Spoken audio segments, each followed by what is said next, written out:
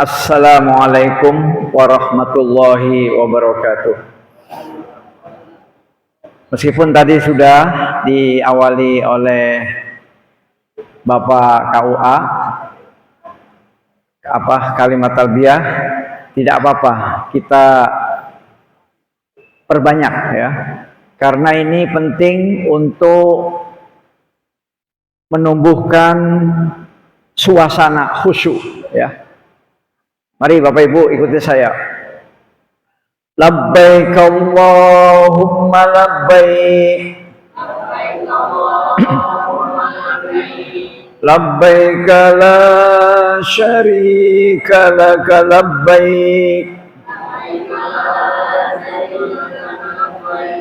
Innal hamda wan ni'mata laka wal mulk la syarika lak.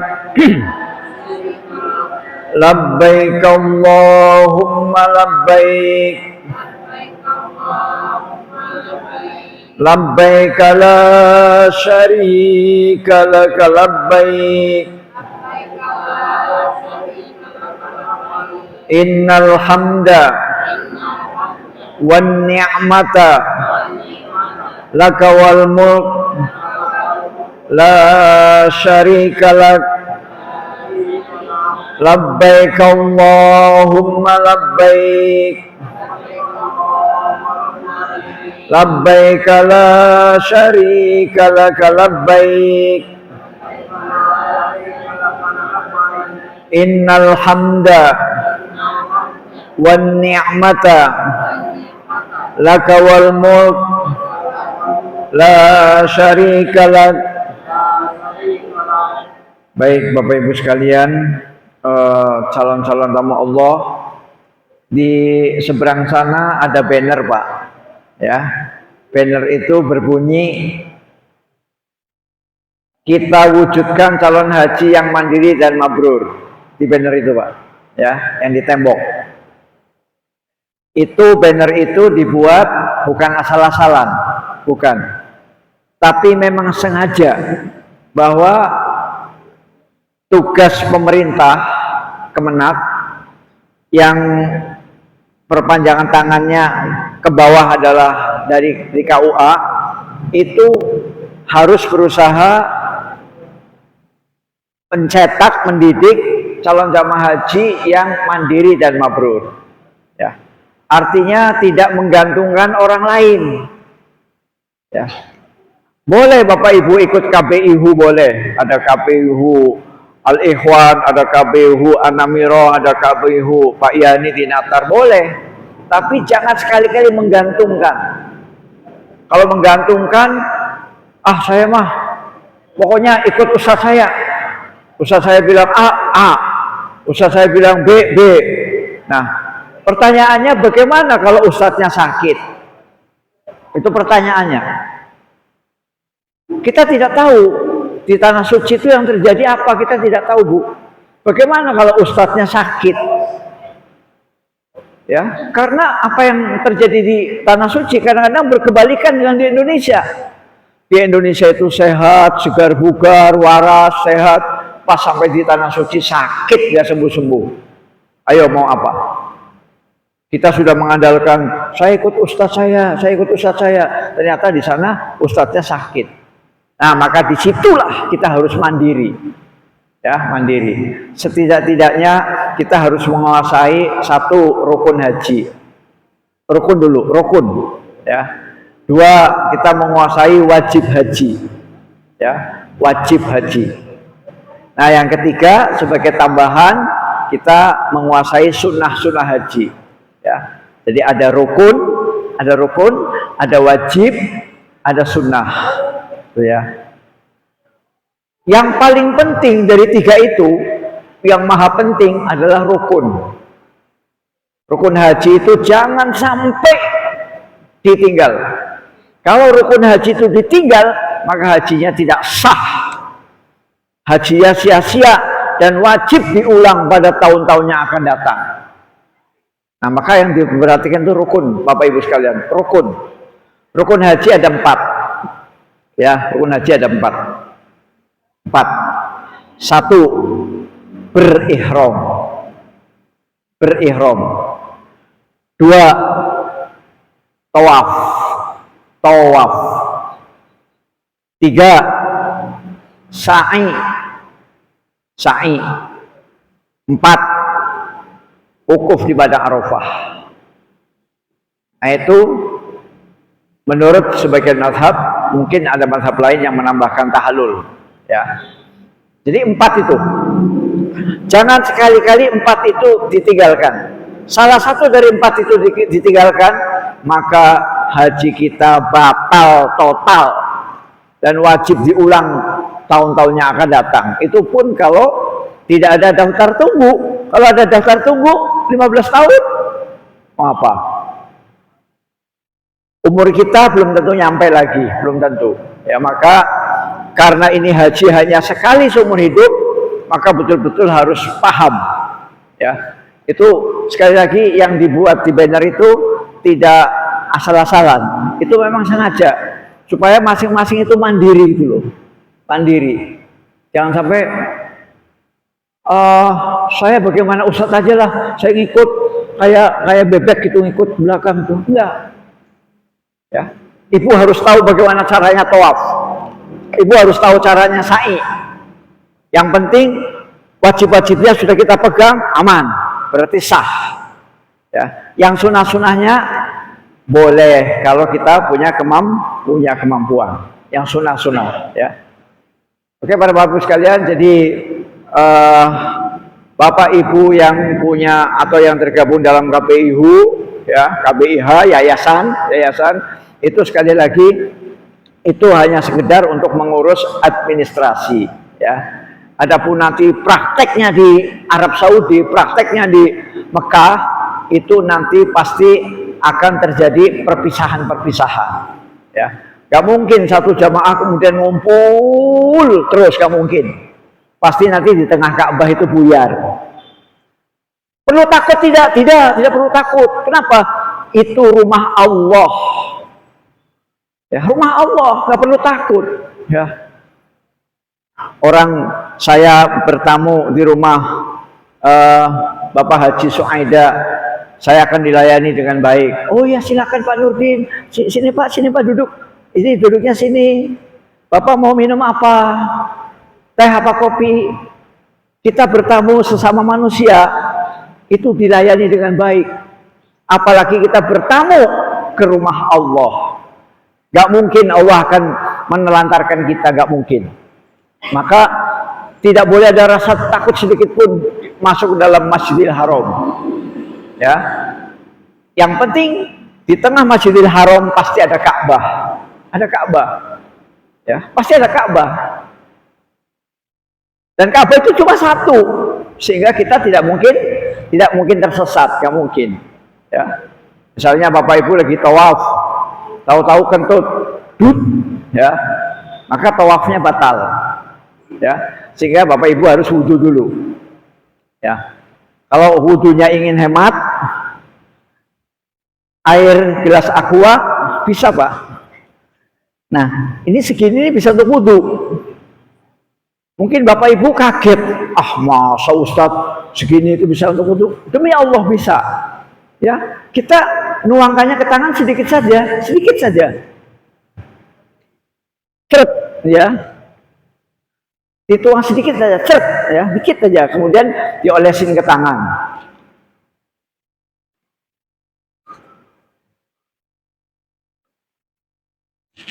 Jadi sampai seluruh permukaan kulit itu ketutup air.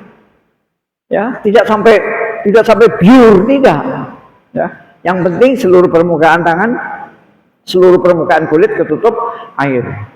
Dan kalau kita dalam keadaan di Mekah, dalam keadaan tawaf, kemudian ke tempat wudhunya agak jauh, agak jauh, maka kita gunakan cara seperti itu. Dan itu pun wudhunya tidak boleh di depan Ka'bah, nggak boleh Bu. Kalau wudhunya di depan Ka'bah ketabrak, roboh. Kenapa? Karena di depan Ka'bah berkumpul ratusan ribu manusia yang selalu bergerak. Ya, manusia yang tawaf itu nggak pernah diam, Bu, jalan terus. Yang sudah 7 kali minggir, datang orang baru. 7 kali selesai minggir, datang orang baru. Pokoknya pergi datang, pergi datang, pergi datang. Ka'bah nggak pernah sepi, nggak pernah sepi. Jam 1 malam, jam 2 malam sama dengan siang hari, bahkan lebih ramai. Lebih ramai tawaf malam hari daripada siang. Kenapa? Siang panas. Siang panas. Maka hampir semua yayasan pasti memilih tawaf malam hari, pasti. Jam 10, jam 11, jam 12. Enak, adem, nggak perlu payung, Bu, nggak perlu. Payung simpen aja, simpen payung. Ya, karena kita melakukan tawaf tengah malam. Jam 10, jam 11, jam 12. Selesai jam 1, jam 2. Ya, tinggal cari tukang cukur aja, ya. Oke, jadi saya ingin menegaskan di sini tidak perlu takut, ya. Yang penting kalau Bapak sudah berwudu, ya, dan wudunya itu kalau misalnya mau ngambil yang wajib-wajibnya saja hanya 4 yang wajib dibasuh, hanya 4. Sesuai dengan surat Al-Maidah ayat 6 dalam Al-Quran, bahwa yang wajib dibasuh dalam wudu hanya 4.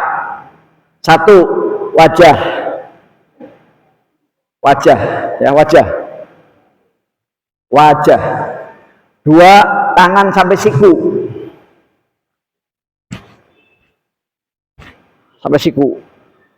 tangan sampai siku, ya.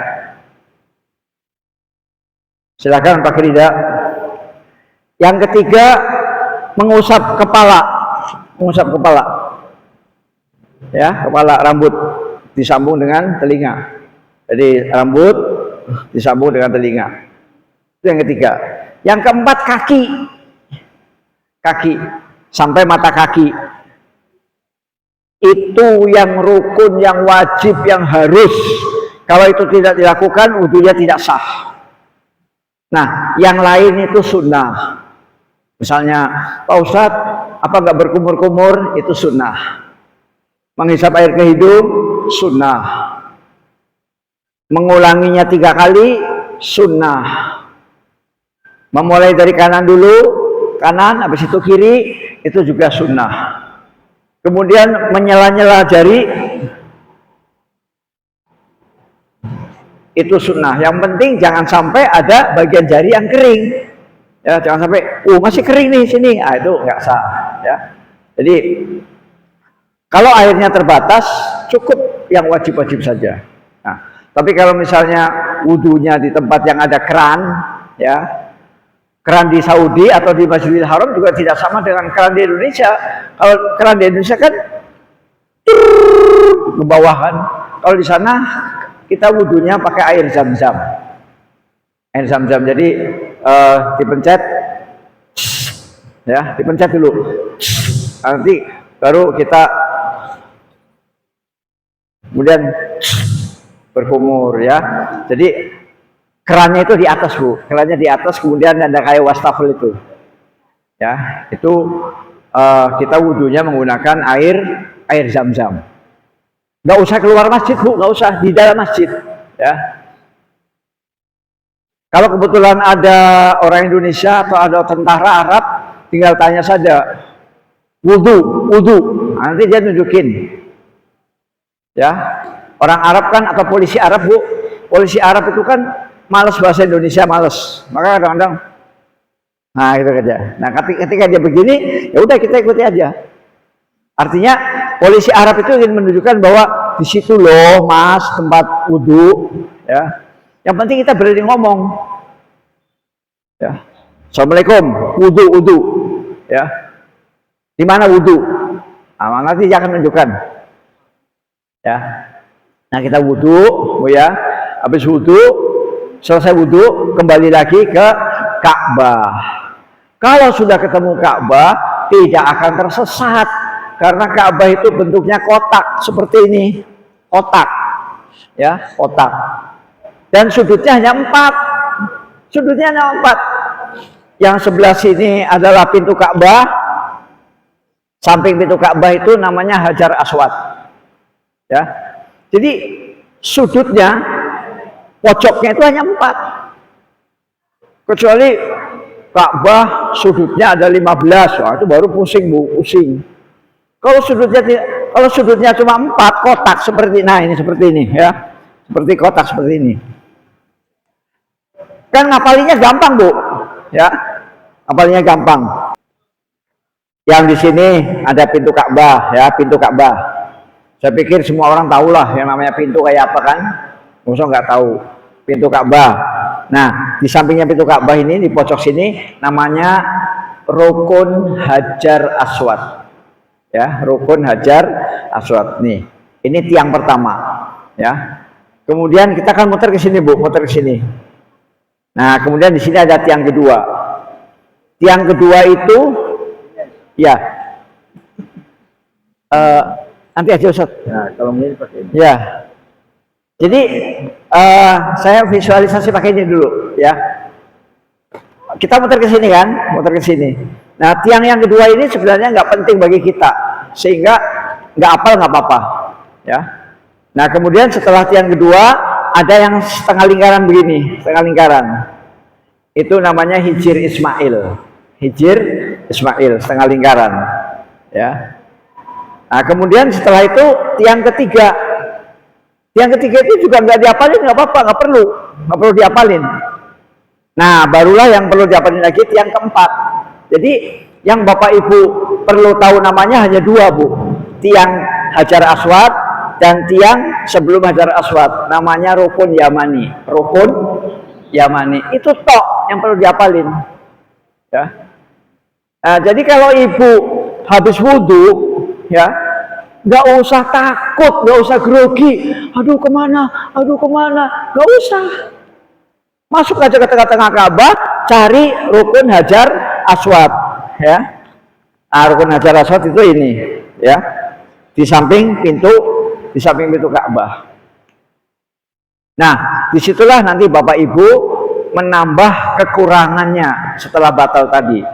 Misalnya Bapak Ibu sudah keliling 3 kali nih, sudah keliling 3 kali, 1, 2, 3, ya. Kemudian pas mau keempat, tahu-tahu batal. Wudhu dulu. Kalau enggak, maka tawafnya tidak sah. Tawafnya tidak sah berarti rukun hajinya batal, sehingga hajinya pun tidak ada nilainya, tidak sah, batal total. Ya, maka Ibu wudhu dulu, ya, nggak usah ngajak orang, nggak usah, nggak tersesat, nggak, yakin nggak tersesat, ya. Kenapa saya jamin nggak tersesat? Karena Ka'bahnya cuma satu Ka'bah. Setelah Ibu wudhu, tinggal cari Ka'bah. Oh, Ka'bah sana, banyak orang muter-muter, udah datang lagi ke Ka'bah. Nah, setelah datang ke Ka'bah, yang dicari nomor 1 adalah Rukun Hajar Aswad. Nah, di Rukun Hajar Aswad itulah ibu-ibu, bapak-bapak menambah kekurangannya. Misalnya, oh tadi saya baru dapat 3, berarti kurang 4. Mulai lagi, Bismillahirrahmanirrahim, mulai keliling, ya. Tuh, jadi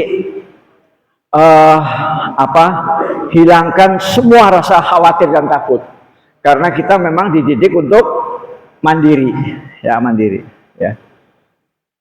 Nah, itu yang penting. Jadi rukun pertama adalah berihram, rukun kedua adalah tawaf, rukun ketiga adalah sa'i, ya. Sa'i itu berjalan dari Bukit Safa ke Marwah 7 kali. Kemudian terakhir adalah wukuf di Padang Arafah, ya, wukuf di Padang Arafah. Nah, nanti saya akan bacakan dulu beberapa ini.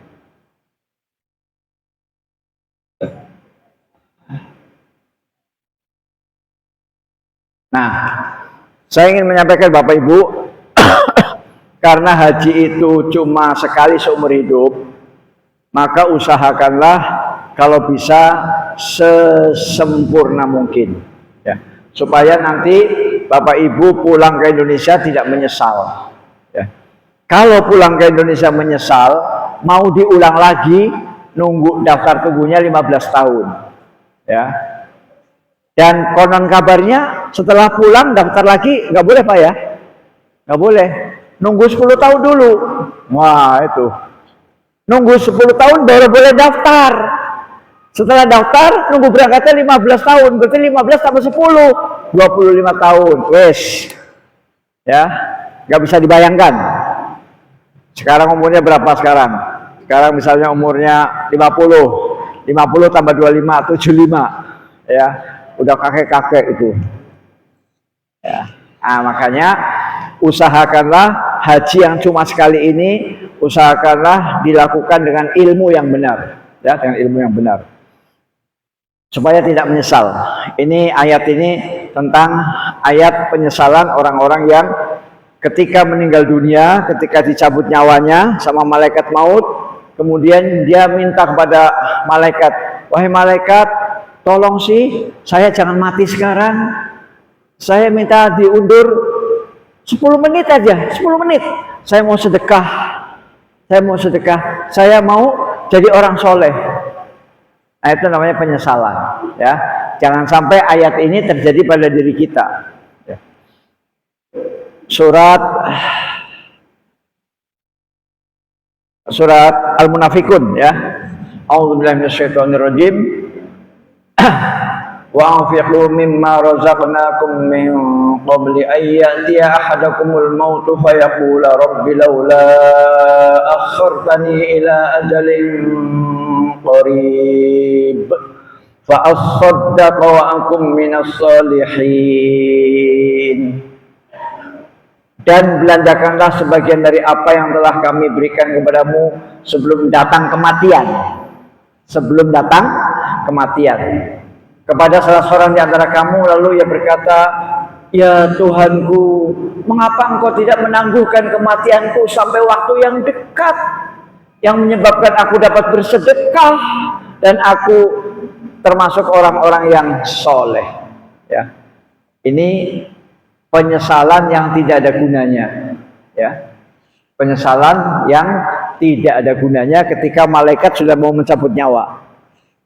Nah, maka ibu-ibu, sebelum kita wafat, mari kita sempurnakan hidup kita dengan ibadah yang benar. Iyyaka na'budu wa iyyaka nasta'in. Hanya kepada Engkau ya Allah saya beribadah, saya mengabdi, saya menyembah, dan hanya kepada Engkau saya mohon pertolongan. Ya, tidak mohon pertolongan kepada dukun, ya, tidak mohon pertolongan kepada kuburan, ya. Tidak memohon pertolongan kepada jimat, ya, dan lain-lain. Tapi betul-betul iyyaka na'budu wa iyyaka nasta'in. Hanya kepada Engkau ya Allah saya beribadah, dan hanya kepada Engkau ya Allah saya minta pertolongan. Nah itu. Bapak Ibu sekalian, kita dengarkan sebuah hadis. An Aisyah Ummul Mukminin radhiyallahu anha annaha qalat ya Rasulullah narul jihad afdalal amali afala nujahidu qala lakinna afdalul jihad hajjun mabrur. Istri Nabi Pak yang bernama Aisyah radhiyallahu anha itu orangnya cerdas, satu-satunya istri Nabi yang perawan, masih muda, otaknya berlian.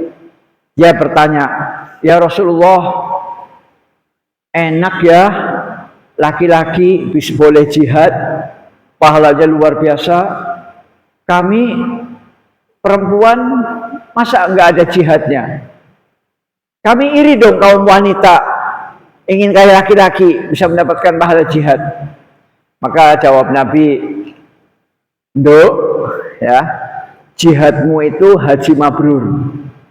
Kalau kamu sudah haji mabrur, maka haji mabrur kamu sama dengan lelaki jihad fisabilillah." Begitulah jawaban Nabi SAW. Artinya apa? Artinya haji yang mabrur itu setara dengan jihad. Dan jihad itu pahalanya luar biasa. Ya. Saya tidak cerita jihad ya, tapi ini menyampaikan saja. Hadis riwayat Imam Bukhari. Ya. Nabi menjawab, tidak. Tetapi jihad yang paling utama bagi kamu, bagi kaum Hawa, bagi perempuan adalah haji yang mabrur.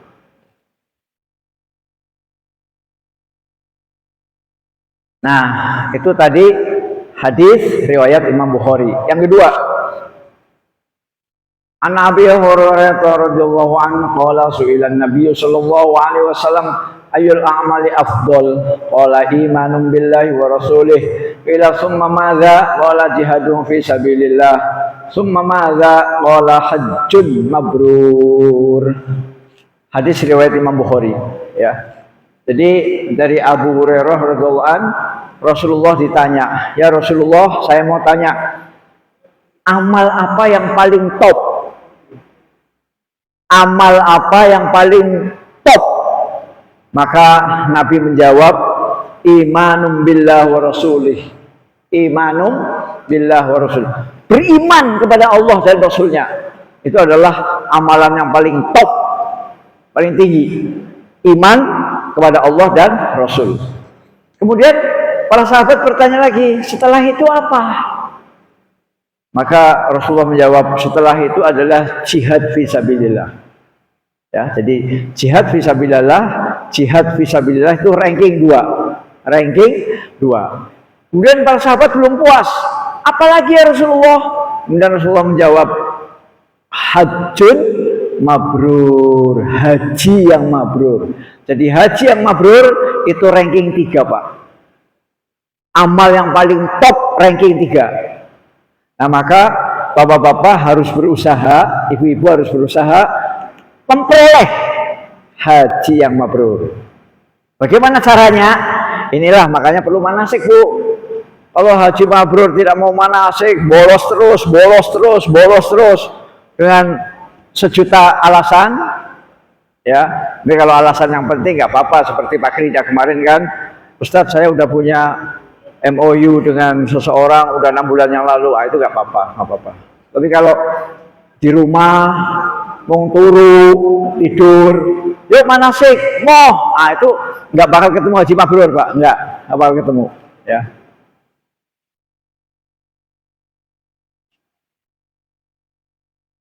Nah, kemudian yang keempat, An Abi Hurairah radhiyallahu an anna Rasulullah sallallahu alaihi wasallam qala al-umratu ila al-umrati kafaratun lima bainahuma wal hajjul mabrur laisa lahu jazaa'un illal jannah. Jadi Nabi bersabda, antara satu umroh dengan umroh berikutnya itu menjadi kifarat, menjadi penghapus dosa, ya. Misalnya Bapak pernah umroh belum? Pernah. Tahun berapa? Tahun 2015, ya. Nah, kemudian umroh lagi kapan? Umroh lagi baru tahun ini, 2024. Nah, berarti dosa kita dari tahun 2015 sampai 2024 itu dihapus dengan umroh, ya. Jadi dari umroh yang satu ke umroh berikutnya itu menghapus dosa, ya. Menghapus dosa. Kemudian Nabi bersabda, haji yang mabrur tidak ada balasannya kecuali surga. Haji yang mabrur tidak ada balasannya kecuali surga. Ya, maka mari Bapak Ibu kita berusaha untuk menggapai, meraih, memiliki haji yang mabrur, ya. Jangan sekedar pokoknya aku wis kaji. Jangan pokoknya, jangan. Tapi harus betul-betul hajinya berdasarkan ilmu. Yang ilmu itu diselenggarakan oleh manasik. Nah, kenapa pemerintah mengadakan manasik? Karena ibu-ibu, bapak-bapak sudah bayar. Ibu-ibu dengan bapak-bapak kan bayarnya udah lumayan besar kan. Dulu DP-nya 25. Pelunasan kemarin berapa, Bu? Pelunasan 30? 31 sama 25. 31 25. 32 ya. 32 25. Berarti 50. Hampir 60 ya? Tuh. Makanya pemerintah wajib menyelenggarakan. Kenapa pemerintah wajib menyelenggarakan? Khawatir siapa tahu di antara Bapak Ibu ada yang tidak tergabung di yayasan, ya. Kalau ikut yayasan enggak, ikut manasik KUA enggak, wah, blank, kosong. Nanti sampai tanah suci kerjanya apa? Kerjanya berantem, ribut. Betul Bu. Nanti Bapak Ibu lihat di tanah suci. Kalau orang kerjanya berantem ribut, pasti dia kalau kita bisik-bisik, Bapak kemarin ikut yayasan mana? Enggak ikut. Bapak ikut manasik di KUA? Enggak. Nah itu. Jika manasik di KUA bolos, yayasan enggak ikut. Maka nanti di sana kerjanya berantem. Kenapa? Ya karena enggak punya pengetahuan, enggak punya ilmu.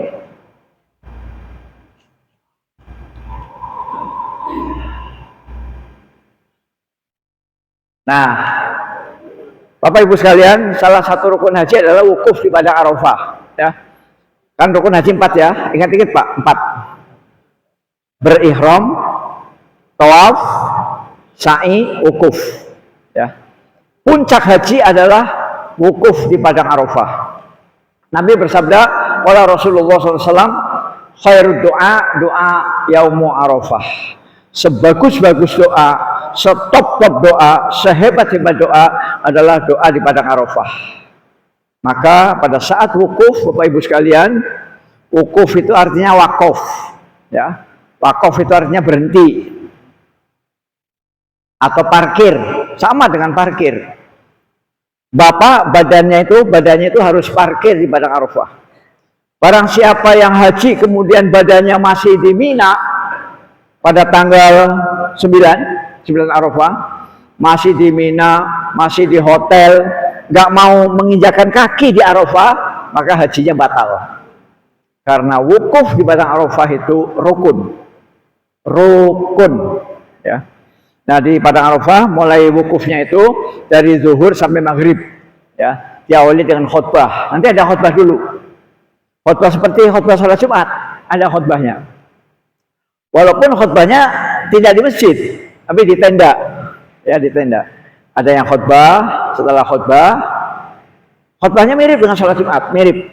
Setelah khutbah, yang isi khutbahnya itu mengingatkan jamaah supaya di momen wukuf itu jangan sampai disia-siakan. Karena Bapak Ibu nunggu haji 15 tahun itu untuk wukuf di Arafah. Kalau di Arafah itu hanya selfie, hanya melaku jalan-jalan, hanya tidur, maka termasuk ibu-ibu menyia-nyiakan apa yang sudah lama ditunggu-tunggu. Kita haji itu nunggunya 15 tahun Bu. Mungkin ada yang 10 tahun ya, ada yang 12 tahun, ya bervariasi lah.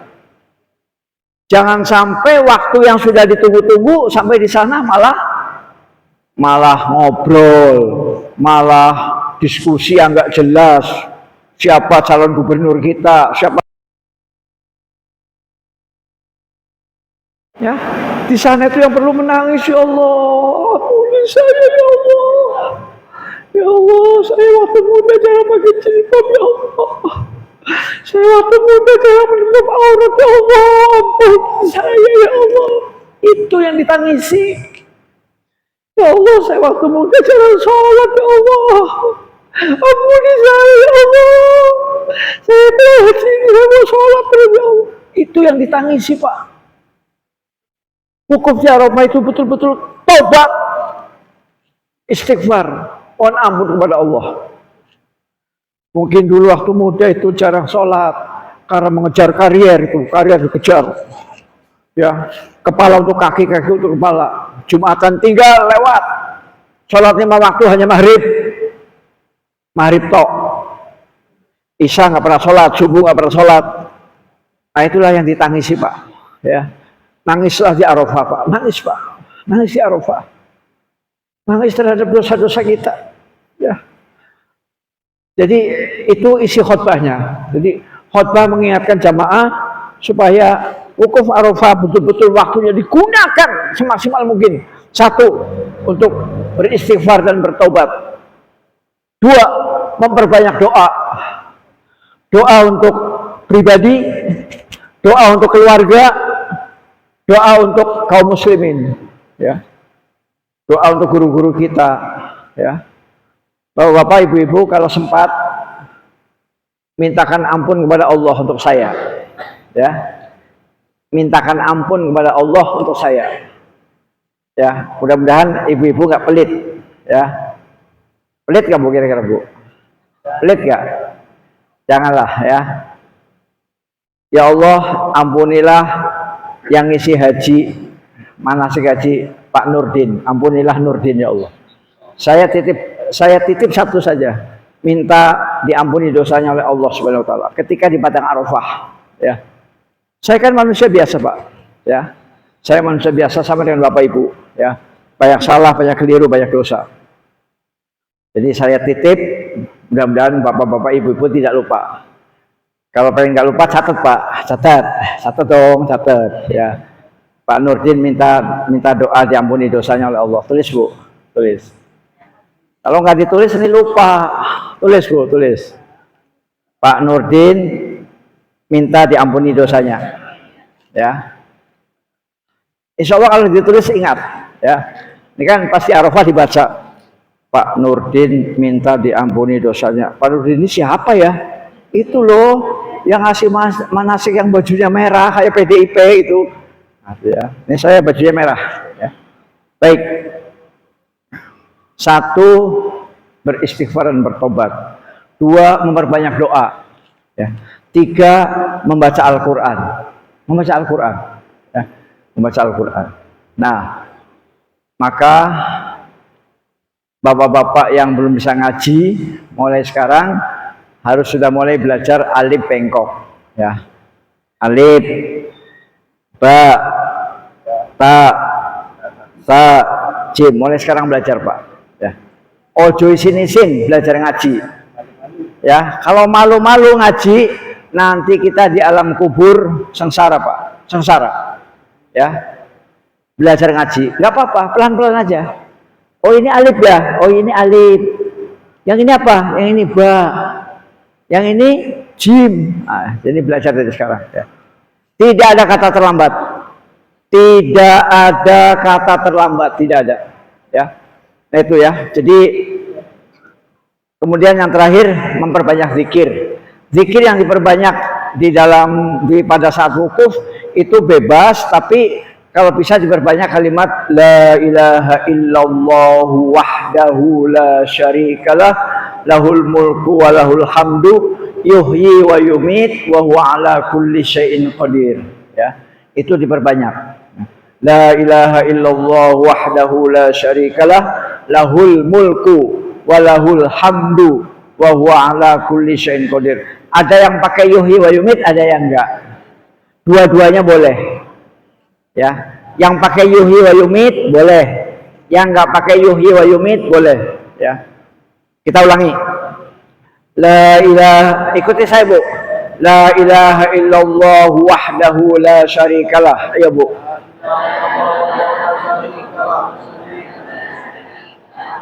Lahul mulku wa lahul hamdu yuhyi wa yumit wa huwa ala kulli syai'in qadir. Nah, itu diulang-ulang terus, ya, diulang terus berbanyak, ya. La ilaha illallah wahdahu la syarikalah lahul mulku wa lahul hamdu yuhyi wa yumit wa huwa ala kulli syai'in qadir.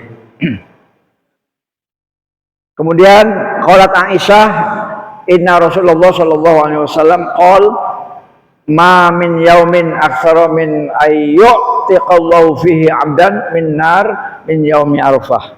Jadi dari Aisyah istri Nabi Muhammad sallallahu alaihi wasallam bersabda, tidak ada hari, ya, tidak ada hari yang paling banyak Allah membebaskan hambanya dari api neraka kecuali hari Arafah.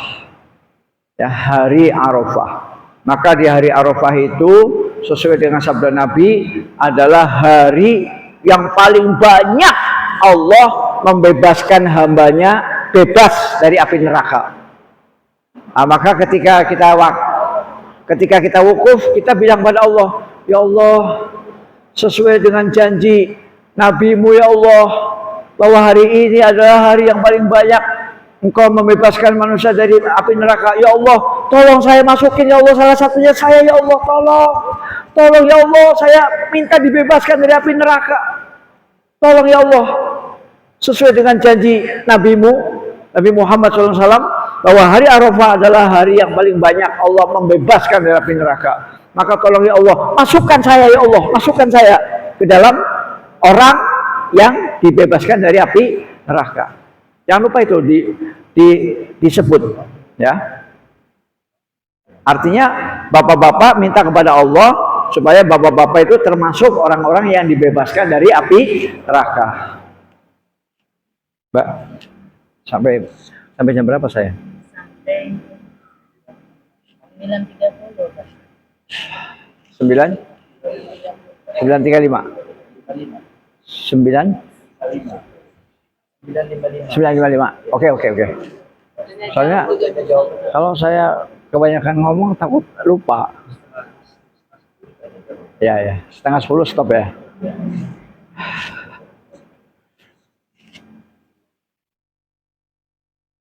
Kemudian an Abi Hurairah radhiyallahu anhu qala Rasulullah sallam man hajja hadzal bait falam yarfuth walam yafsuq raja'a kama waladathu ummuh, ya. Nabi Muhammad sallallahu alaihi wasallam bersabda, barang siapa yang berhaji ke rumah Allah, ke Baitullah, ke Ka'bah, barang siapa yang berhaji ke Mekah, ke Ka'bah, hajinya tidak disertai dengan perbuatan keji dan fasik, ya. Bapak Ibu sekalian, Nabi menjamin, ya, Nabi menjamin barang siapa yang haji ke Mekah, kemudian selama haji itu dia menghindari perbuatan fasik, perbuatan dosa. Fasik itu dosa, Bu. Perbuatan fasik itu dosa. Di antaranya apa fasik? Nggak sholat. Haji tapi nggak sholat. Wah, itu jelas akan masuk neraka, ya. Jadi jangan sampai kita haji melakukan perbuatan dosa. Satu fasik, termasuk perbuatan fasik itu juga mengambil sandal yang bukan haknya, ya. Jadi kalau Bapak Ibu sandalnya putus, ya, ke toko beli lagi, ke toko beli lagi. Jangan ngambil yang ada di depan Masjidil Haram.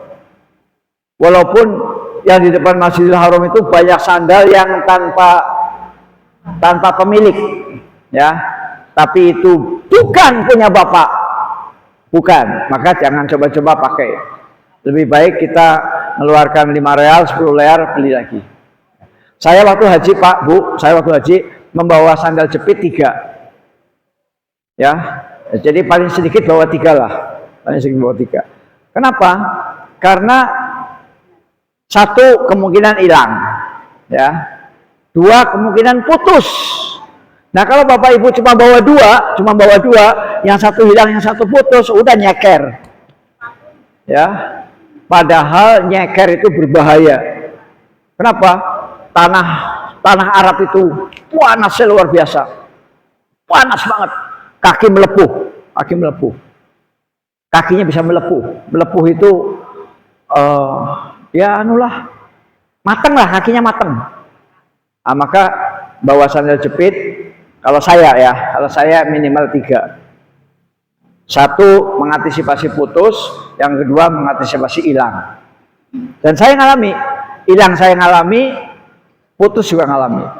Putus itu kadang-kadang kita lagi jalan diinjak sama orang belakang, diinjak, nggak sengaja Pak, nggak sengaja, tahu-tahu, nah keinjak putus atau hilang.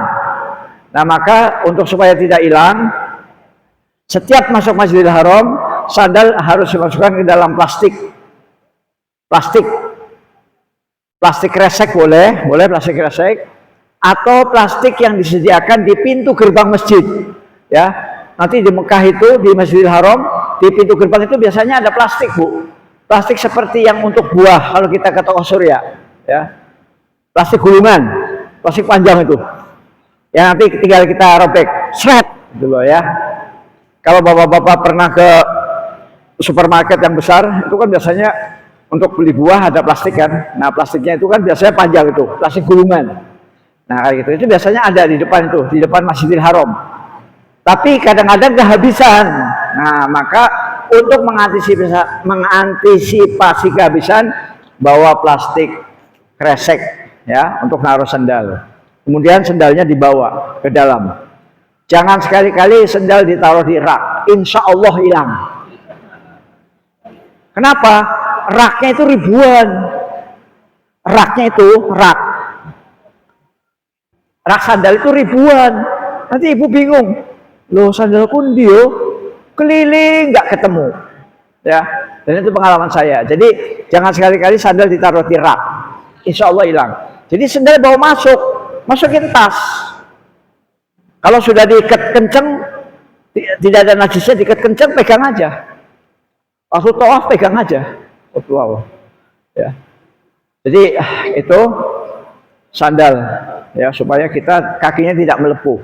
Panas Bu, di Saudi itu aspal kalau siang hari itu panasnya luar biasa. Kaki itu akan melepuh dan akan korengan, akan robek. Ya. Oke, kembali ke sini bahwa di dalam haji ini Nabi memberikan jaminan. Satu, hindari perbuatan dosa, ya, dosa apapun, termasuk ghibah, termasuk mencuri, ya, jangan mencuri, jangan ghibah, ya. Kemudian yang kedua rofas. Rofas itu apa? Rofas itu adalah perkataan porno. Perkataan porno itu rofas, ya. Misalnya, ya nggak usah misalnya lah, nggak usah. Ini di masjid, ya jangan. Pokoknya perkataan yang membangkitkan syahwat, perkataan yang membangkitkan birahi, itu namanya rofas. Nah, termasuk misalnya Bapak Ibu ada yang pengantin baru, ya usahakan ketika tawaf itu pegang ininya saja lah. Kalau misalnya istri kita itu tangannya pakai baju panjang, ya pegang aja bajunya gini, ya. Jadi jangan langsung bergandengan tangan, ya. Nanti kayak lagunya Teti Kadi kan, sepanjang jalan kenangan, nanti jadi gitu. Akhirnya tawafnya tidak khusyuk, ya. Ini terutama pengantin baru ini, ya. Karena itu bisa. Kalau saya nonton bapaknya sudah sepuh, gimana Pak? Oh, nonton bapak, ya. Boleh, nggak apa-apa. Ya, bapak kandung apa suami? Suami. Ya, nggak apa-apa. Yang penting dipegang aja ininya, kain ihramnya pegang, ya. Pegang kain ihramnya. Ini yang tadi saya bilang itu, Bu. Yang tadi saya bilang itu untuk pengantin baru. Wah, pengantin baru kan sedang hot-hotnya kan? Sedang hot-hotnya. Jadi itu yang harus dijaga. Kalau udah sama-sama sepuh, insya Allah nggak apa-apa. Ya, ya. Yang jelas saya kemarin waktu haji sama istri saya, tangan istri saya pegang, tapi yang saya pegang ininya nih. Yang saya pegang bajunya, ya. Kayak gini lah, kayak gini, ya. Jadi nggak kulit dengan kulit begini, nggak. Ya, nggak kulit dengan kulit. Oke, saya lanjut.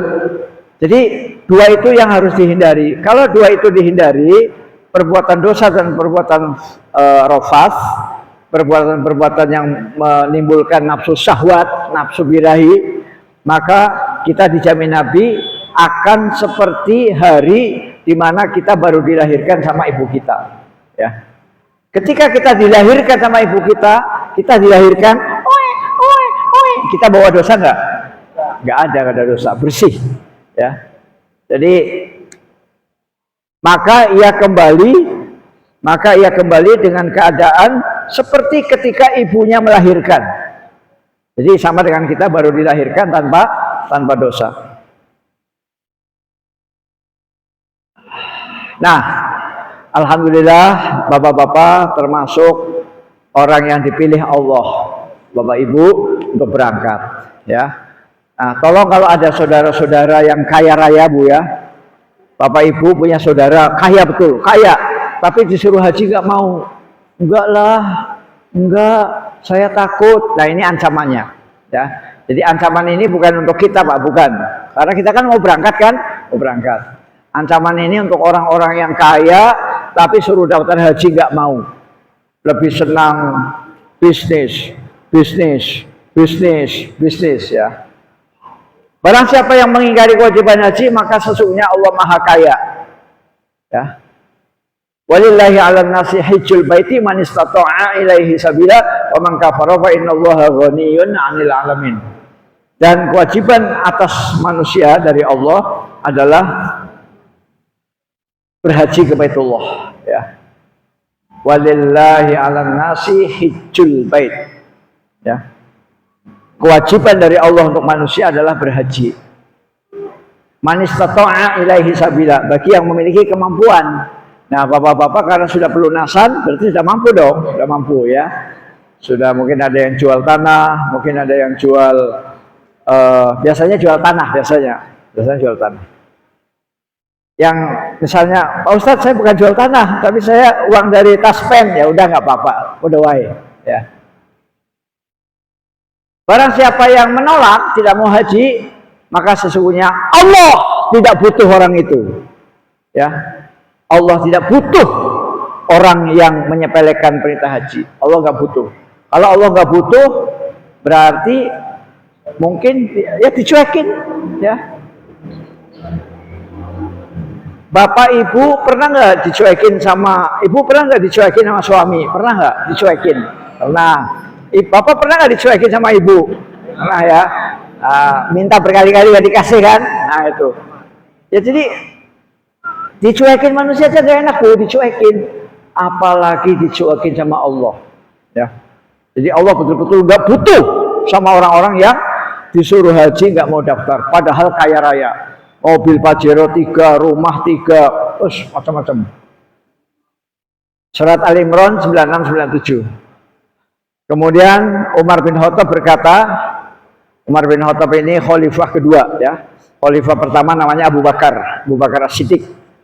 Umar berkata, radhiyallahu an, demi Allah aku berkeinginan untuk membuat ketetapan di semua daerah bahwa barang siapa yang kaya dan sudah wajib haji namun tidak melakukannya, aku akan mewajibkan ia membayar jizyah atau upeti. Jadi Umar bin Khattab itu akan menyamakan orang-orang yang kaya, muslim kaya tapi nggak mau haji, maka dia disamakan dengan non-muslim. Apa cirinya? Cirinya ditarik pajak. Jadi perlu diketahui Bu ya, perlu diketahui. Di dalam pemerintahan Islam, itu orang beriman itu nggak ditarik pajak, nggak ditarik. Di dalam pemerintahan Islam, orang beriman itu nggak ditarik pajak. Yang ditarik pajak itu orang non-muslim. Nah, Umar bin Khattab menyamakan orang-orang kaya yang tidak mau haji akan disamakan dengan non-muslim, yaitu ditarik pajak. Ini pajaknya. Pajak bahasa Arabnya namanya jizyah, ya. Jizyah. Ya. Nah, maka kalau kita punya saudara ya, belum mau haji, tolong apa didorong, ya, didorong. Dan ingat, daftar haji jangan nunggu tua. Oh, saya daftarnya nanti nunggu tua, nunggu 40, jangan. Kalau nunggu 40 tambah 15 berarti 55. Ya, jadi lebih baik daftar haji dari muda, ya, dari muda. Bapak Ibu kalau punya kekayaan lebih Bu ya, oh, Ustadz, saya ini kaya raya, uang ini untuk apa lagi? Punya anak nggak? Punya anak, daftarkan haji. Ya, jangan bingung-bingung, punya uang kaya raya terus bingung. Akhirnya bikin karaoke, ya, karaoke yang itu, yang pinggir jalan, yang kemudian ada orang-orang yang nggak jelas, ya. Jadi kalau Bapak Ibu sudah kebanyakan duit, daftarkan haji putra putri Bapak Ibu. Ini sekedar penyemangat saja Pak, sekedar penyemangat. Anak saya 9.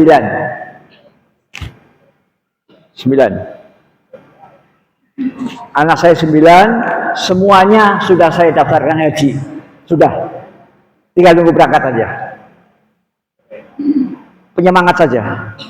Anak saya 9, semuanya sudah saya daftarkan haji, sudah. Ada yang berangkat tahun 2027, ada yang berangkat 2029, ada yang berangkat 2045. Jadi begitu Bapak Ibu sekalian, jangan sampai haji ini hanya berhenti di Bapak, jangan. daftarkan anaknya. Ya, daftarkan anaknya. Kenapa harus daftar dari muda? Karena nunggunya kan lama. Jadi nanti pas dia berangkat, dia sudah dewasa, udah tua, udah matang. Ya, udah matang. Jangan sampai umur 70 baru daftar, nanti berangkatnya tahun 80 sudah batuk-batuk. Ya. Kalau haji itu terlalu tua, kurang enak. Kecuali yang sudah ditakdirkan Allah.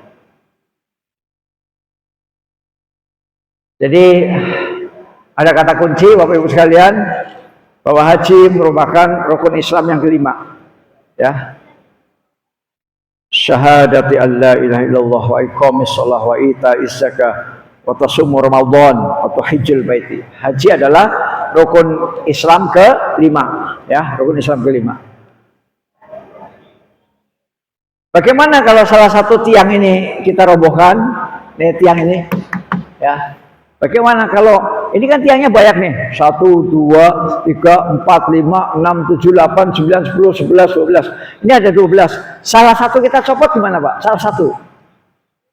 Kita buang tiangnya. Kira-kira berpengaruh Pak? Berpengaruh lah. Nanti masjidnya miring itu. Miring. Kan bahaya. Nah apalagi tiangnya hanya 5. Tiangnya hanya 5, dibuang satu, insya Allah roboh. Ya roboh. Maka haji ini jangan sampai disia-siakan. Saudara kita yang belum haji, kita dorong terus Pak, dorong terus, kita dorong. Haji adalah kewajiban hamba kepada Allah. Orang yang sudah mampu haji dan tidak menunaikannya hingga mati. Orang yang sudah mampu haji dan tidak menunaikannya hingga mati, maka ia akan menyesal selamanya. Dan itu ada contohnya. Ada teman saya dosen Bu, teman saya dosen merehab rumah. Dan dia punya tabungan haji, Nah, disitulah ya sebenarnya nggak jahat. Disitulah kreatifnya tukang batu, kreatif. Jadi kata tukang, Pak dosen, masa dosen rumahnya begini, tambah dong ini. Nah itu kreatif. Akhirnya sang dosen itu tergoda. Iya juga ya, saya dosen kok rumahnya kayak gini. Oke lah kalau begitu. Akhirnya dia kuras uang tabungan haji itu. Uang tabungan haji dia kuras untuk merehab rumah. Padahal rencana semula nggak pakai uang haji Bu, nggak pakai uang haji rencana semula. Ya pokoknya direhab ala kadarnya. Nah setelah uang hajinya habis, dia dipanggil Allah meninggal. Jadi tidak terlaksana hajinya, ya wafat dia. Nah, itu teman saya dosen. Nah oleh karena itulah kita ingatkan kepada orang-orang yang malas untuk daftar haji, ayo Mas, Mbak, Pak D, Pak Li, cepat daftar haji sebelum dipanggil Allah. Ya, contoh-contoh sudah banyak.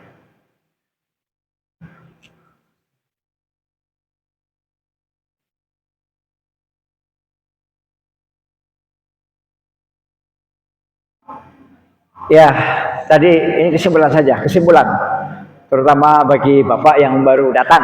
Ya, ini kesimpulan haji adalah sebaik-baik jihad, terutama untuk wanita. Ya, jihadnya wanita cukup dengan haji mabrur. Ya, kemudian haji adalah sebaik-baik amal. Ya, haji itu ranking ke berapa tadi? Ranking ke 3 ya. Ranking pertama iman.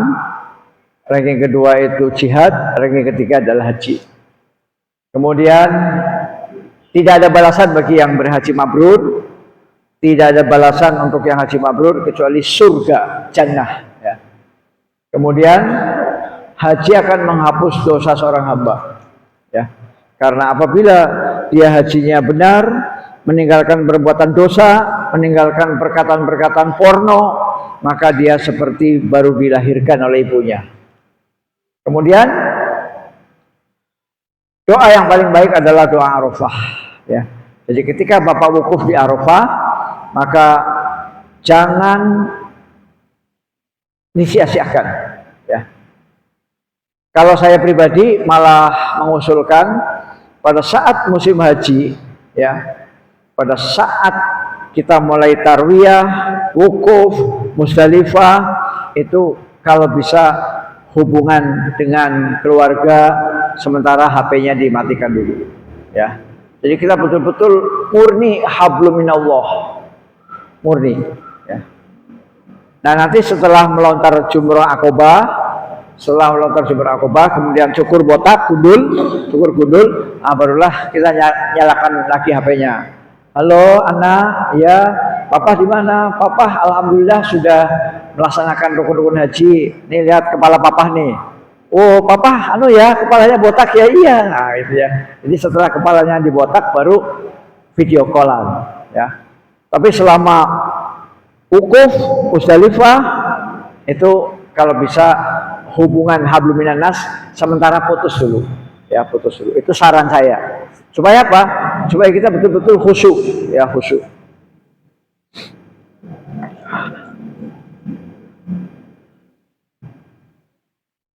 Nah, agar kita mendapatkan haji yang mabrur, ya, maka syaratnya yang pertama ikhlas, ya. Marilah Bapak Ibu kita luruskan niat kita berhaji semata-mata mencari ridho Allah Subhanahu wa taala, ya. Bukan karena di luar Allah, ya. Bukan karena di luar Allah, ya. Papa kenapa haji? Saya biar punya titel, punya gelar H, ya. Di depan nama saya ada H. Ada kalau ibu-ibu HJ, kalau bapak-bapak HI, ya. Bapak kenapa naik haji? Supaya saya di kampung dihormati, kemana-mana dipanggil Pak Haji, Pak Haji, Pak Haji, ya. Bu Haji, Bu Haji, Bu Haji, supaya dipanggil Bu Haji, supaya dipanggil Bu Haji, ya. Jangan punya niat itu, jangan. Pulang haji mau manggil Pak Haji boleh, enggak juga boleh, enggak ada pengaruh ke hati kita, enggak ada pengaruh.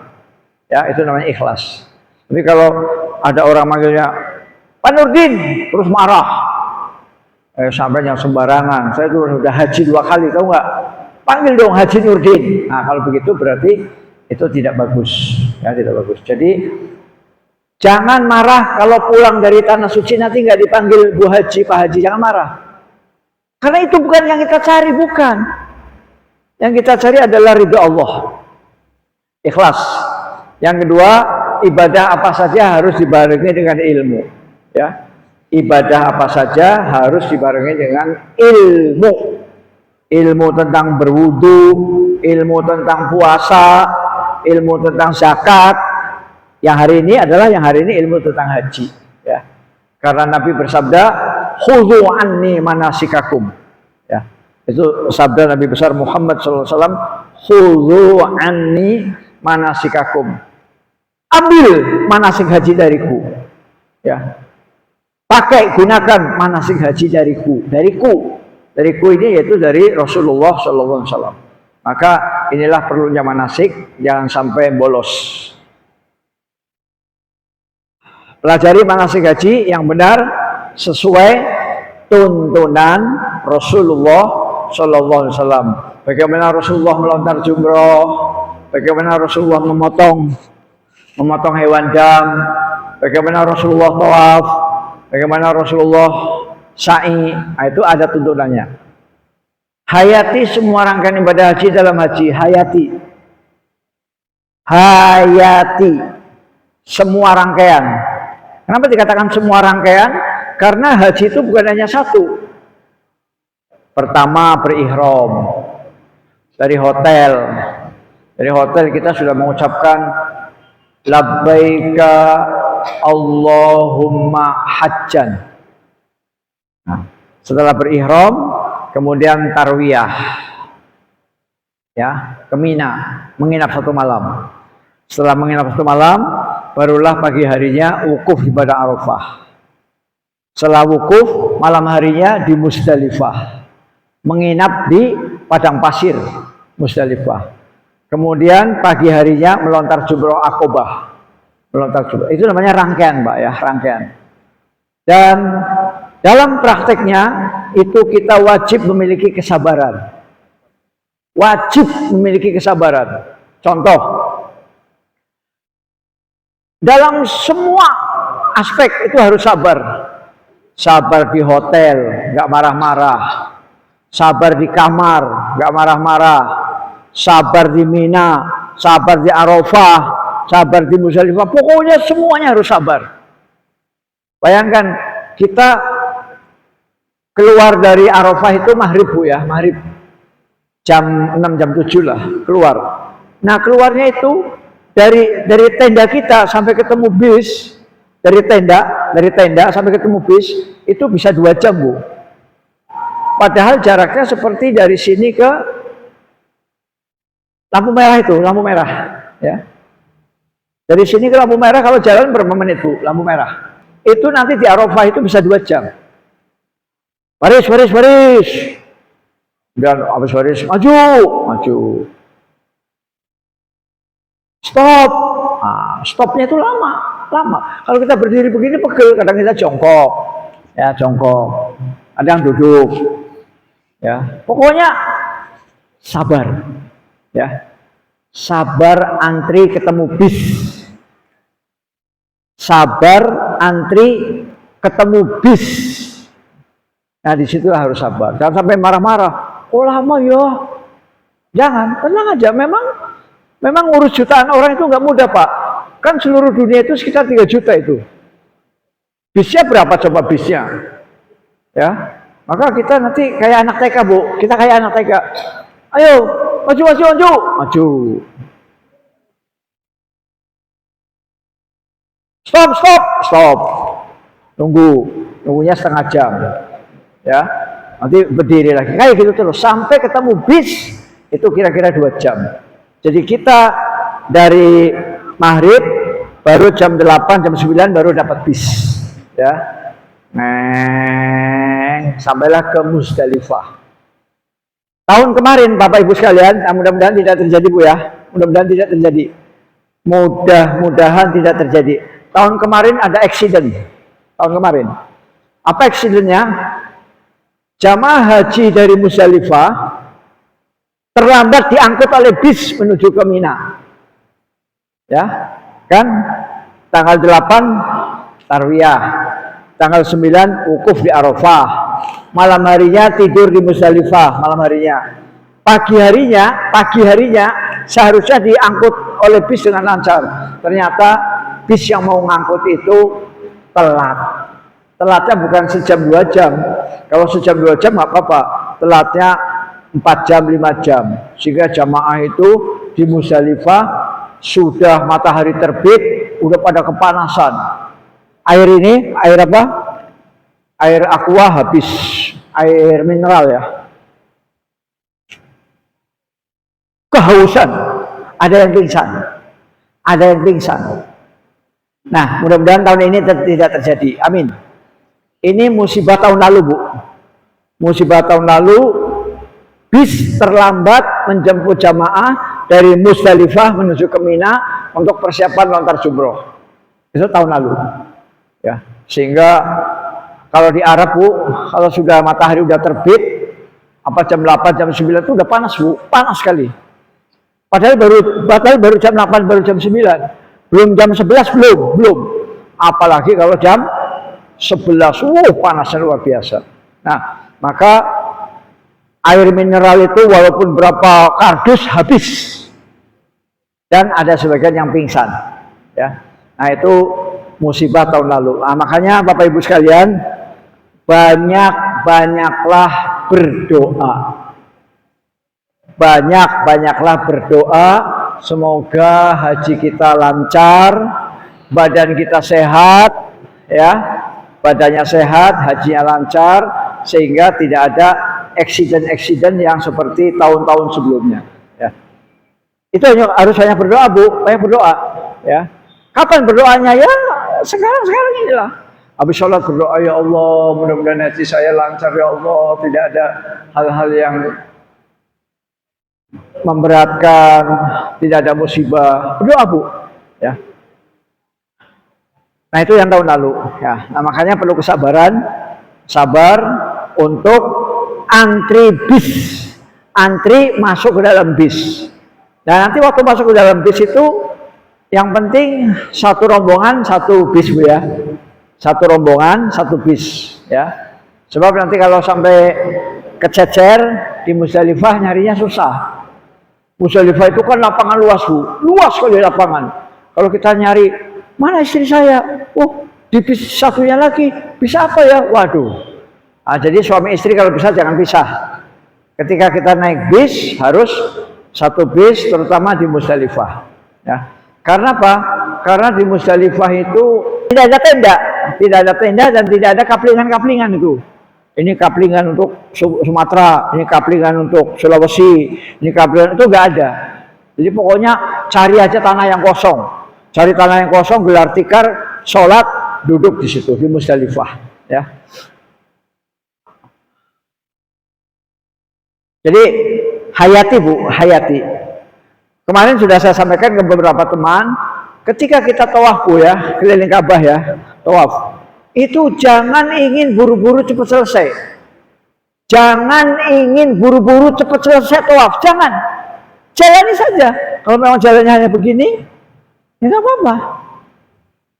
Ya. Jadi tawaf itu tidak selamanya jalannya lancar gini.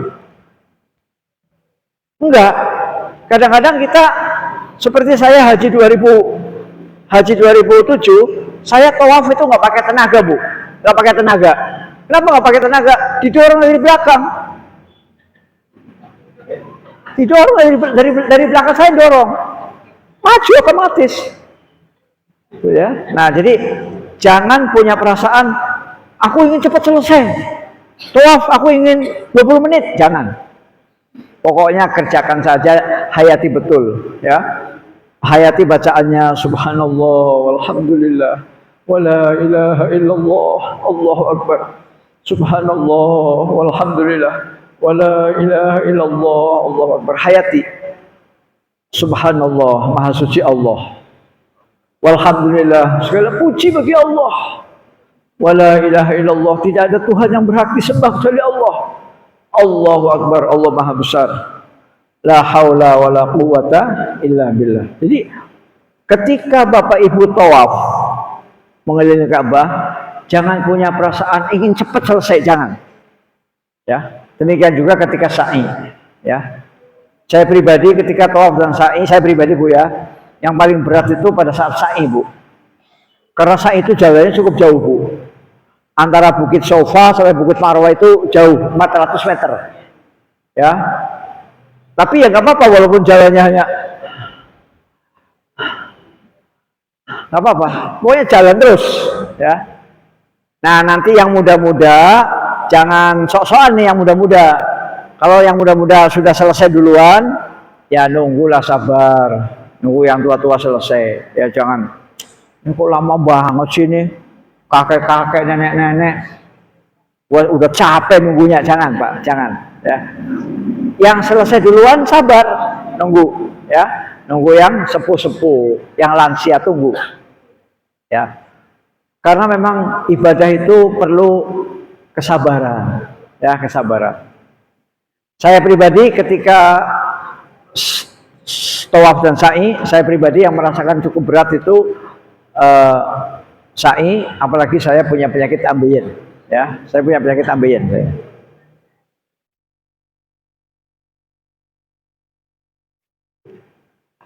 Nah ini yang perlu saya sampaikan juga pada bapak-bapak, tauhid dan fenomena kemusyrikan, ya. Ini kalimat talbiyah yang kita baca tadi, labbaik Allahumma labbaik, itu artinya, ya Allah saya datang ya Allah mengunjungi rumahmu ya Allah. Ya Allah, saya datang ya Allah mengunjungi rumahmu. Itu arti labbaik, ya. Jadi labbaik itu artinya saya datang, ya. Saya datang. La syarikalak, tidak ada sekutu bagi Allah, ya. Jadi disinilah nilai tauhid, ya. Jadi kita berikrar bahwa Allah sendirian. Lam yalid wa lam yulad wa lam yakul lahu kufuwan ahad. Tidak punya anak, tidak punya bapak, tidak punya ibu, tidak pernah nikah di KUA. Allah tidak pernah nikah di KUA, nggak pernah. Jadi Allah tidak punya anak, tidak punya bapak, Allah sendiri, la syarikalah. Labbaik Allahumma labbaik, labbaik la syarika laka labbaik. Ya Allah, saya datang ya Allah, Engkau tanpa sekutu ya Allah. Saya datang ke rumahmu ya Allah. Saya sengaja datang jauh-jauh dari Sukabumi, dari Wailaga, dari apa ini? Sukabumi Indah, dari Campang, Campang Raya, Campang Jaya. Saya datang jauh-jauh ke sini ya Allah. Engkau adalah la syarikalak, tidak ada sekutu. Ya, itu adalah nilai-nilai kalimat tauhid. Innal hamda, sesungguhnya semua puji-pujian. Innal hamda, semua puji-pujian. Wan nikmata, semua nikmat. Semua nikmat. Wal mulk, dan semua kerajaan, semua kekuasaan milik Engkau ya Allah. Innal hamda wan ni'mata laka wal mulk la syarikalak. Engkau tidak punya sekutu ya Allah.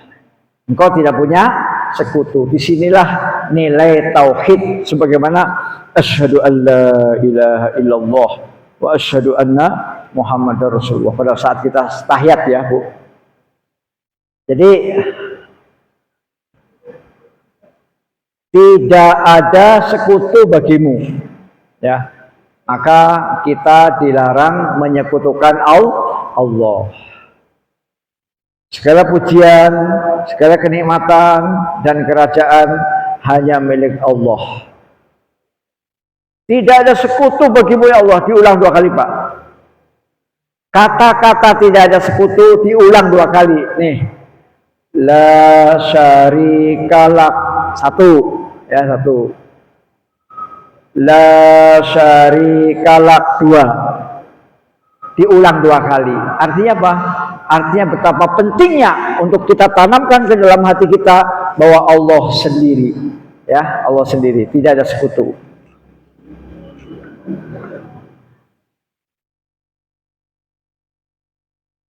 Kalimat labbaik maknanya ialah memenuhi seruan atau memenuhi panggilan, penyeru atau pemanggil, ya. Labbaik itu artinya ya Allah, saya datang. Saya hadir ya Allah. Hadir ya Allah, saya datang. Ya. Kalimat labbaik juga menunjukkan bahwa kita harus taat terhadap panggilan Allah.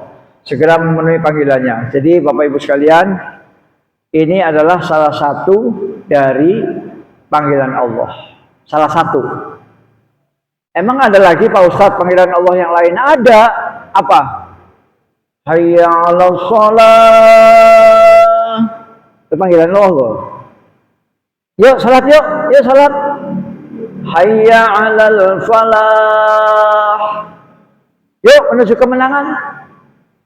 Itu panggilan Allah. Maka Bapak Ibu yang saya sayangi, Bapak Ibu yang saya hormati, ketika ada panggilan azan untuk sholat, hentikan semua kegiatan.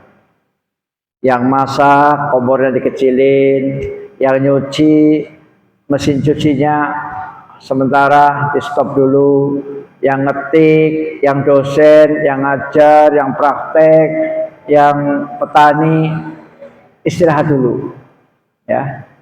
Yang bengkel, tangannya kotor, kena oli, hitam, cuci tangan. Memenuhi panggilan Allah. Pengakuan dari seorang hamba bahwa kerajaan, nikmat dan pujian dalam milik Allah, kemudian menetapkan tauhid, ya, menetapkan kalimat tauhid. Nah, kemudian Nabi Muhammad juga berdoa supaya hajinya itu betul-betul ikhlas, supaya hajinya tidak tercampur dengan riya dan tidak tercampur dengan sum'ah. Riya itu apa? Riya itu pamer. Pamer itu riya. Sum'ah itu apa? Sum'ah itu adalah memperdengarkan amalan yang sudah berlalu, ya. Misalnya tadi malam Bapak tahajud nih, tadi malam Bapak tahajud, kan nggak ada orang tahu Pak, nggak ada orang tahu, ya. Tahu-tahu Bapak cerita, bro, gua semalam bangun jam 3 buat tahajud sampai ketiduran di sajadah. Nah, itu namanya sum'ah, ya. Orang nggak ada yang tahu-tahu Bapak bongkar, itu namanya sum'ah. Sum'ah itu artinya memperdengarkan. Nah, jadi kita mohon kepada Allah, Allahumma ja'alhu hajjan la riya'a fihi wala sum'ah. Ya Allah, jadikanlah haji yang tidak ada riaknya dan tidak ada sum'ahnya. Riak dan sum'ah adalah penyakit rawan bagi jamaah haji, penyakit rawan. Ya. Jadi yang penting jaga hati Pak ya. Jagalah hati. Apa itu? Lagunya Agim itu. Ya. Jaga hati, ya jaga hati. Bapak Ibu kan sering latihan jalan kaki kan? Ya. Ketika ditanya, Bu, Pak, tumben jalan kaki. Ya, biar sehat. Nah, itu ya. Kalau ditanya, mau haji ya? Insya Allah. Itu saja.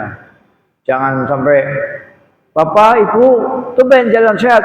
Ya iyalah, aku kan mau berangkat tahun ini. Aku 5 orang yang mau berangkat semua. Aku suami. Ah, itu namanya sudah apa-apa sudah bongkar muatan. Gak usah bongkar muatan lah. Ya.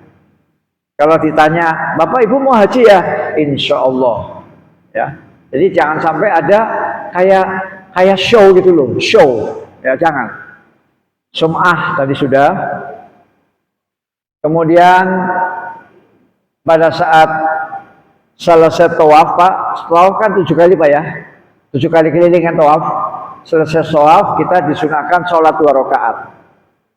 Sholat 2 rakaat itu di rakaat pertama setelah waladhdallin amin membaca surat Qul ya ayyuhal kafirun. Di rakaat yang kedua membaca Qul huwallahu ahad. Ya. Jadi sholat sunnah 2 rakaat setelah tawaf. Ya. Nah, 2 surat itu Pak, 2 surat itu Al-Kafir sama At-Tauhid sama Al-Ikhlas itu dua-duanya berisi tauhid. Berisi tauhid. Qul, hei Muhammad katakan, huwallahu ahad. Allah itu satu. Lam yalid, tidak beranak. Walam yulad, tidak punya bapak ibu. Walam yakul lahu kufuwan ahad, tidak ada sesuatu pun yang sekufu dengan Allah. Itu Al-Ikhlas.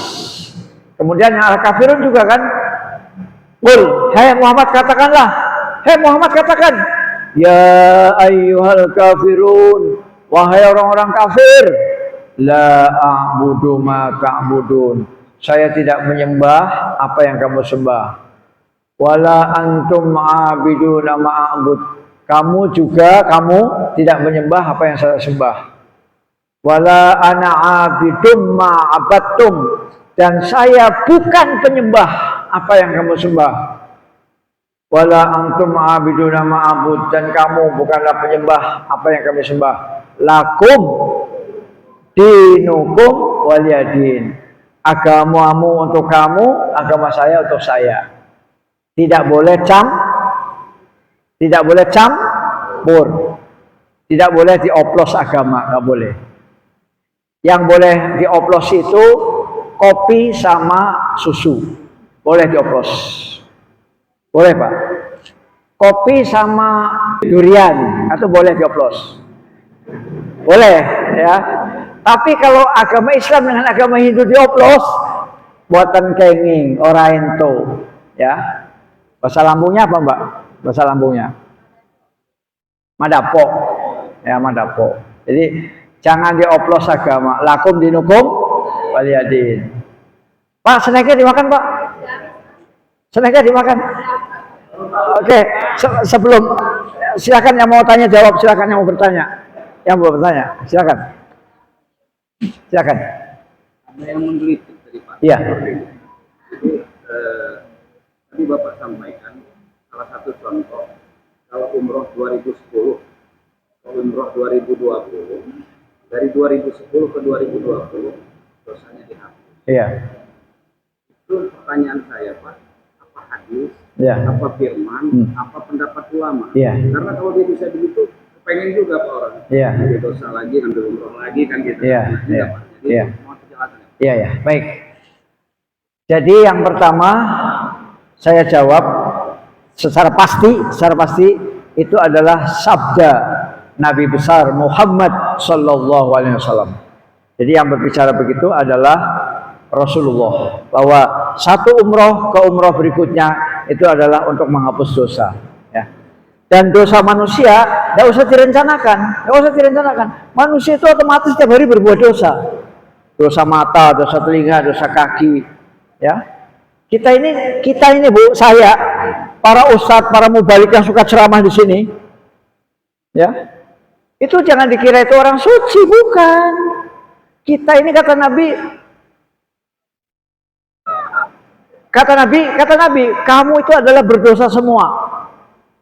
Kamu berdosa semua, kata Nabi. Dan sebaik-baik orang yang berdosa adalah orang yang bertaubat. Ya, jadi maka dosa itu nggak usah direncanakan. Pak Ustadz, saya minggu depan mau korupsi. Jangan. Justru kalau dosa direncanakan, maka dosanya berlipat-lipat. Dan kalau kita merencanakan dosa, tahu-tahu kita mati, maka kita mati dalam keadaan su'ul khotimah. Ya.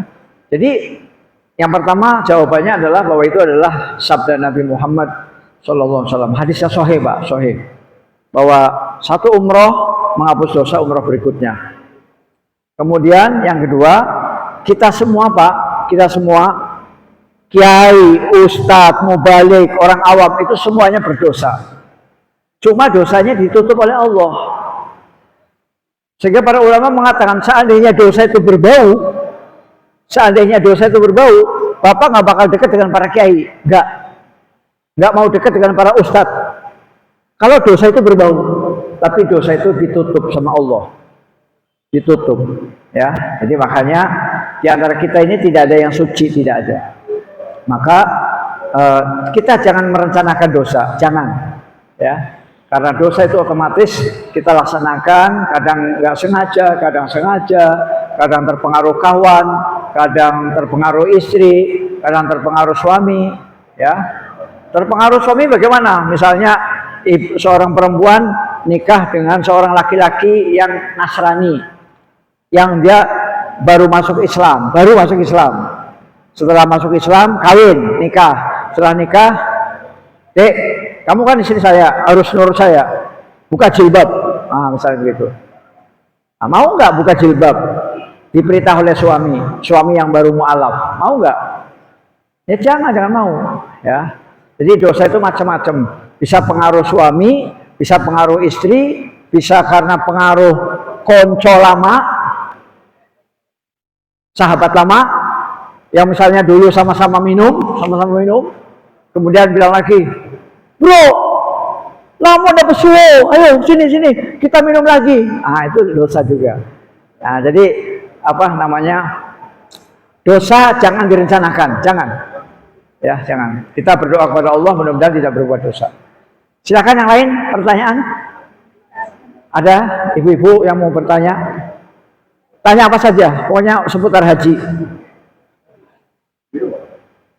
Tanya apa saja, seputar haji. Ya. Ya.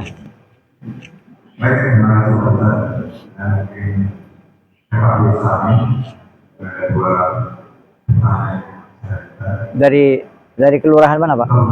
Ayo.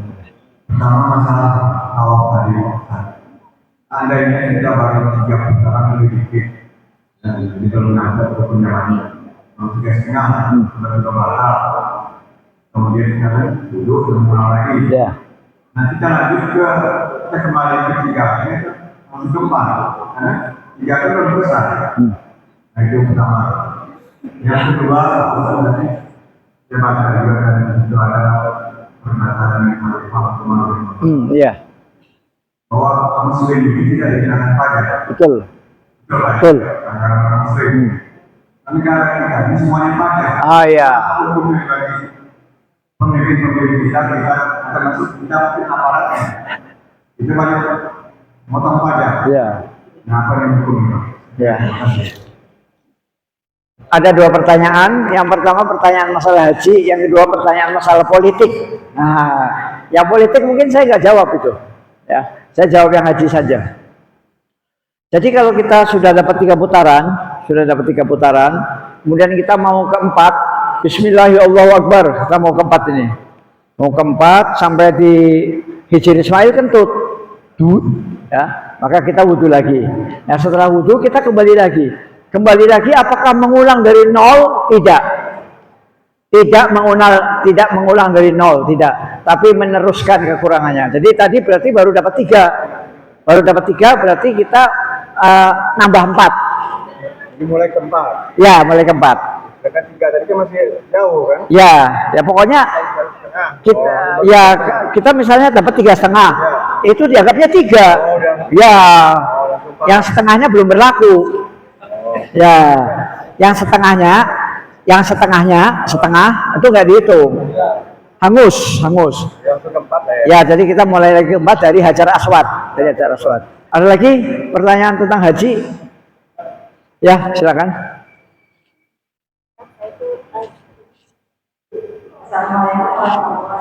Waalaikumsalam.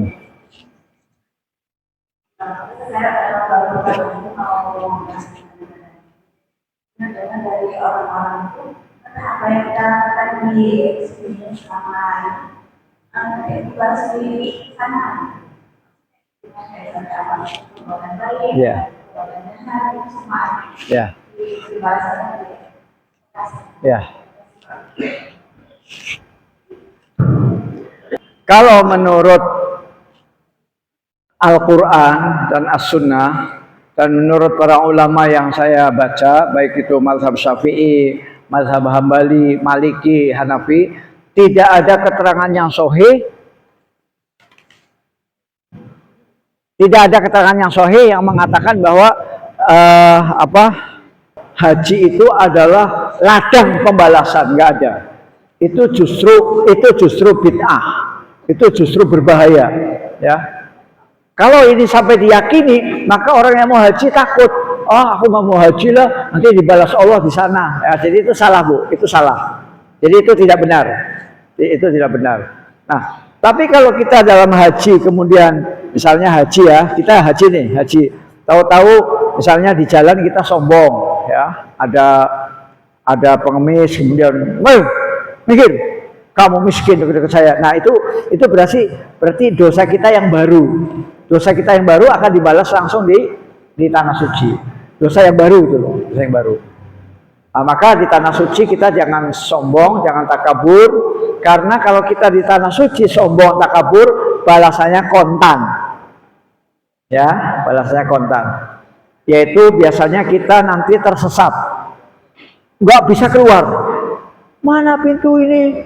Mana pintu ini? Oh, nyari pintu nggak ketemu.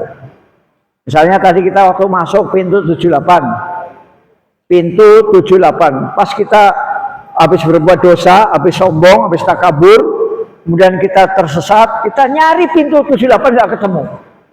Padahal pintunya ada di depannya. Ya, itu hukuman Allah kontan kalau kita sombong. Tapi bukan berarti kalau kita dari Indonesia kemudian banyak dosa nanti di sana dibalas nggak? Itu nggak benar, salah. Ya, jadi keyakinan seperti itu salah dan berbahaya. Nah, oleh karena itu maka seyogianya sebelum kita berangkat ke tanah suci, ada baiknya dari Indonesia kita sudah beristighfar, sudah bertobat, ya, sehingga nanti selama perjalanan lancar. Ya. Kan tadi saya bilang bahwa intinya itu kita harus banyak berdoa, Bu. Harus banyak berdoa. Nah, doa itu bisa dikabulkan kalau kita banyak beristighfar. Ya, astagfirullahaladzim, astagfirullahaladzim. Kemudian yang kedua, memperbanyak sedekah. Ya, sedekah. Ada anak yatim panggil kasih makan. Ada orang miskin panggil kasih makan. Banyak bersedekah. Kalau kita banyak bersedekah, kita banyak berdoa, ya, beristighfar, bertobat, maka doa kita dikabulkan. Sehingga selama di tanah suci, insya Allah lancar dan mulus. Ya, jadi kalau ada orang yang beranggapan bahwa di tanah suci itu merupakan ladang pembalasan, itu salah. Pembalasan Allah adalah Maliki Yaumiddin nanti. Ya, Maliki Yaumiddin. Allah adalah Malik. Allah adalah Raja yang menguasai Yaumiddin. Yaum hari. Yaum itu hari. Din pembalasan. Kapan hari pembalasan? Hari pembalasan di akhirat, bukan di Mekah Madinah, bukan. Ya, salah Bu, salah besar. Silakan yang lain, Pak. Ya. Assalamualaikum warahmatullahi wabarakatuh. Waalaikumsalam warahmatullahi wabarakatuh. Ya, ya. Tadi Pak Ustadz sudah menceritakan masalahnya Pak ya. Ya. Yang apa tadi Pak? Sum'ah. Ah, Sum'ah, sum'ah. yang saya pulang haji kan tetangga. Ya, ya, ya. Kita cerita. Ya. Sejauh mana apa yang bisa kita ceritakan yang tidak mengarah ke sana. Dan saya cerita kadang-kadang yang baik-baiknya. Ya, ya. Kemudian tidak diceritakan. Ya, ya, ya. Kemudian pertanyaan yang kedua, yang dari Pak ya, yang wajib atau harus suci kita itu pada saat tawaf. Ya, top. Atau pertama harus mikir harus Ya. kalau batalnya itu atau pakai keluar di saat ini tidak perlu ya. Nggak perlu, nggak perlu. Lanjut aja saatnya ya. Ya, saya lanjut aja, lanjut aja. Terima kasih Pak Ustaz. Assalamualaikum. Bapak Ibu, yang wajib suci tidak boleh kentut. Maksudnya gini, ya kalau kentut wudhu lagi. Yang wajib suci itu hanya tawaf, yaitu kita saat mengelilingi Ka'bah. Karena tawaf itu sama dengan sholat, ya. Tawaf itu statusnya sama dengan sholat, nggak boleh kentut. Tapi pada waktu sa'i dari Bukit Safa ke Marwah itu tidak wajib suci, tidak. Jadi walaupun Bapak Ibu sa'i kemudian kentut, sa'inya nggak batal, ya. Demikian juga pada saat wukuf di Padang Arafah nggak batal. Demikian juga pada saat melontar jumroh juga nggak batal. Pokoknya yang wajib suci hanya sholat sama tawaf, ya. Yang itu kalau kentut harus berwudu lagi, ya. Yang lain enggak. Tapi yang lain itu meskipun enggak, ada bagusnya kita wudu, ya. Misalnya sa'i tahu-tahu kentut, saya ingin sa'i saya sempurna, saya ingin wudu, boleh, ya. Tapi tidak wajib. Seandainya Bapak Ibu jojong terus, sah, sa'inya sah, melontar jumrohnya juga sah, ya. Jadi itu Pak ya. Jadi yang wajib suci hanya tawaf, ya. Kemudian pertanyaan yang pertama, kita pulang haji, ya. Ya, kita ceritakan yang kita anggap perlu saja, ya. Yang kita ceritakan itu yang bisa mendorong dia itu ketagihan sehingga pengen haji, ya. Nah, itu setiap orang ceritanya beda-beda, Pak, ya. Setiap orang, setiap individu itu ceritanya beda-beda, tergantung kualitas spiritualnya, ya.